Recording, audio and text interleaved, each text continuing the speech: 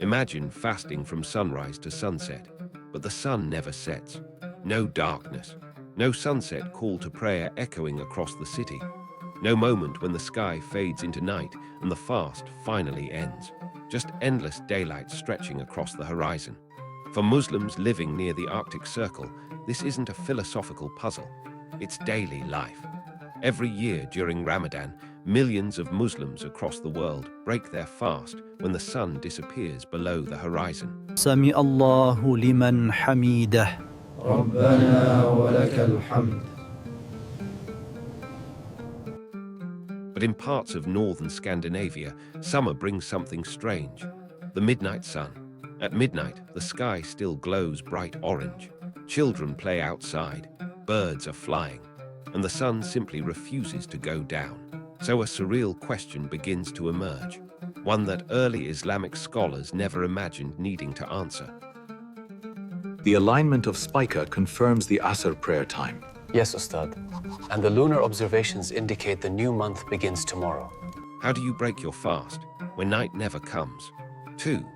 Big promise in this documentary, we're traveling to the edge of the inhabited This world. visualization highlights the spread of Islamic culture, tracing the paths of communities now thriving within the Arctic Circle.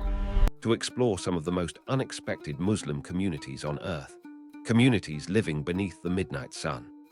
Along the way, we'll uncover the surprising history of Islam in the Arctic, the spiritual dilemma of fasting without darkness, the centuries-old religious debate this phenomenon created, and the creative solutions believers found to keep their faith alive. Because sometimes, faith must adapt to a planet with very strange rules, and the Arctic is only the beginning. Later in this video, we'll also explore something even stranger, a question Muslim scholars are already discussing today. What happens to prayer in space? 3. The relatable struggle fasting is already difficult. For 30 days, Muslims abstain from food and water from dawn until sunset. Long hours, dry mouths, empty stomachs. But Ramadan also has structure. 2 sacred anchors. It is in the day. wonderful to share this moment together under the midnight sun. Truly a blessing after a long fast. Sahur, the meal before sunrise, and Iftar, the moment the fast finally breaks at sunset. These moments create rhythm. They tell the body, you made it, the fast is over. Now imagine waiting for sunset, and the sky refuses to darken. Hours pass, then more hours. Midnight arrives, but the sky still looks like late afternoon. Suddenly, the fast isn't just long, it becomes something far more difficult. It becomes impossible. 4. A planet that doesn't follow the rules. Islamic prayer times are tied to nature. Sunrise, sunset, nightfall. For most of the world, this works perfectly. But near the Earth's poles, nature behaves differently. For several weeks every year, the sun circles the sky without ever dipping below the horizon. This phenomenon is known as the midnight sun. Instead of rising and setting, the sun simply moves in a wide circle across the sky. The result feels almost surreal.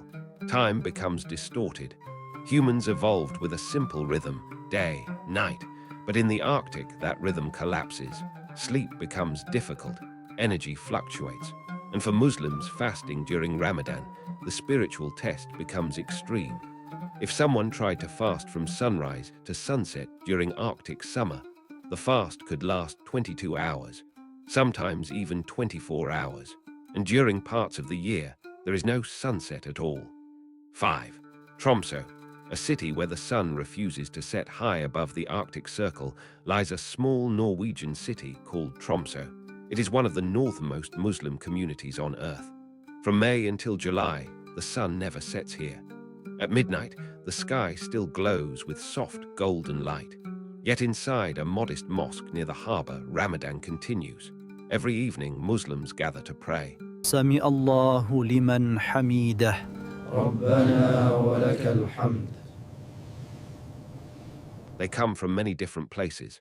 Syrian refugees, Turkish workers, Somali students, and even Norwegian converts who discovered Islam Assalamu later alaikum, brother. in life. How are you enduring the cold? Wa alaikum assalam. Alhamdulillah, I am well. Different languages, different journeys. But every Ramadan, the same question echoes through the mosque. When do we break the fast? At first, some believers tried following the real sun, but the results were brutal. Fasts stretching beyond 20 hours, workers collapsing from exhaustion, students struggling to concentrate, families barely sleeping. Faith was meant to challenge believers, but it was never meant to destroy their health. So the community began searching for answers, and they weren't the first. 6. A debate among scholars for centuries. Islamic scholars debated how to handle extreme environments. As Muslims migrated farther north, the problem became unavoidable. Eventually, 3 main solutions emerged. Solution 1. Follow the nearest city that still has a normal day and night cycle. If the local sky refuses to darken, believers can follow the schedule of the closest place where sunset still occurs naturally. This restores the familiar rhythm of fasting. Sunrise, sunset, even if the local sky never darkens. Solution 2.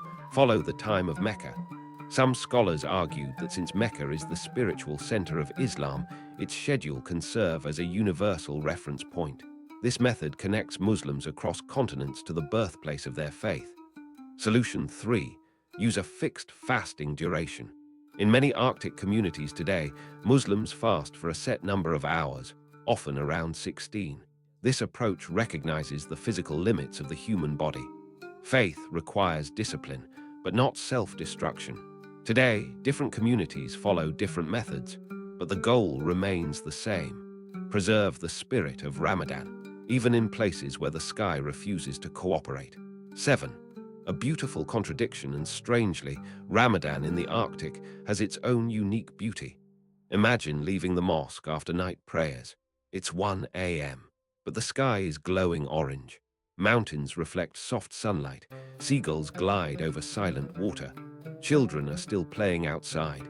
In that moment, something becomes clear. Faith is not tied to geography. It travels, it adapts, it survives, even at the very edge of the earth.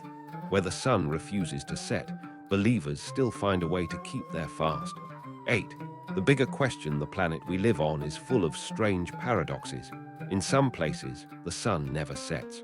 In others, it never rises. Yet across every landscape on Earth, billions of people attempt to align their lives with something greater than themselves. Prayer, discipline, faith. But the midnight sun raises a deeper question. Islam was revealed in the deserts of Arabia, a land where sunrise and sunset are perfectly predictable. So what happens when that guidance reaches the edges of the world? The Arctic was only the beginning, because somewhere above this planet, orbiting 400 kilometers above Earth, a Muslim astronaut has already faced a much stranger problem. On the International Space Station, the sun rises and sets 16 times every single day, which means Ramadan becomes something entirely different. And the question becomes even more fascinating. How do you pray when the sun never stops moving? الله لا إله إلا هو الحي القيوم